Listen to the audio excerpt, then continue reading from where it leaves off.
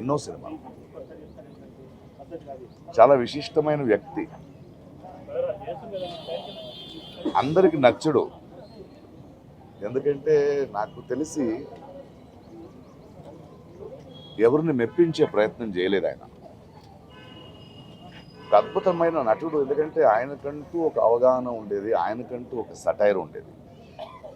పరిశ్రమలో మనం చాలామంది నటులను చూస్తాం, కానీ ఏదో ఒక డైలాగ్ రాసిస్తే దాన్ని అలాగే చెప్పడం కాదు. దాని వెనక ఆయనకున్న ఒక సటైర్ ఉండేది, ఒక అవగాహన ఉండేది. ఆయనది ఒక ప్రెజెన్స్ నాకు చాలా నచ్చేది. ఆయన ఎవరిని వదిలిపెట్టాడు. ఎలాంటి మనిషి అంటే, అనయ్య అంబేద్కర్ అనే సినిమా రిలీజ్ అయ్యింది, ఎందుకో జనాలు చూడట్లేదు అంటే, ఏం లేదు ప్రకాష్, అది ముందు అంబేద్కర్ ఒక కటౌట్ పెట్టారు, ఆయన అక్కడెక్కడో చేయి చూపిస్తుంటే అక్కడ వెళ్ళిపోయారు. అంటే ఎటకారం కాదు అది. అలాంటి మంచి సినిమా చూడరు వీళ్ళు అనే ఒక ఆవేదన ఆయనలో ఉండేది.